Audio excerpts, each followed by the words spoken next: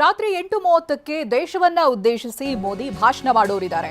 ಮಹಿಳಾ ಮೀಸಲಾತಿ ಬಿಲ್ ಬಗ್ಗೆ ಮಾತನಾಡ್ತಾರಾ? ಕುತೂಹಲ ಕೆರಳಿಸಿದೆ ಮೋದಿ ಭಾಷಣ. ಮಹಿಳಾ ಮೀಸಲಾತಿ ಬಿಲ್ ಅನ್ನ ವೋಟಿಂಗ್ ಹಾಕೋದಕ್ಕೂ ಮುಂಚಿತವಾಗಿ ಪ್ರಧಾನಿ ಮೋದಿ ಮನವಿ ಮಾಡಿಕೊಂಡಿದ್ರು ಲೋಕಸಭೆಯಲ್ಲಿ. ಇನ್ಫ್ಯಾಕ್ಟ್ ಆ ರೀತಿಯಾಗಿ ಕೌಂಟರ್ ಕೊಟ್ಟು ಈ ಹಿಂದೆ ಮೋದಿ ಮಾತನಾಡಿದನ್ನ ನಾವೆಲ್ಲೂ ನೋಡೇ ಇರಲಿಲ್ಲ. ಮಹಿಳಾ ಮೀಸಲಾತಿ ಬಿಲ್ ಪಾಸ್ ಆಗಬೇಕು ಅಂತ ಮನವಿ ಮಾಡಿಕೊಂಡಿದ್ರು. ಜೊತೆಗೆ ಕ್ರೆಡಿಟ್ ಎಲ್ರಿಗೂ ಹೋಗುತ್ತೆ ಅನ್ನೋದಾಗಿ ಹೇಳಿದ್ರು.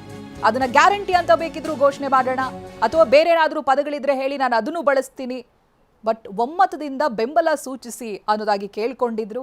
ಕೆಲವೊಂದು ಕೌಂಟರ್ಗಳನ್ನು ಕೂಡ ಕೊಟ್ಟಿದ್ರು.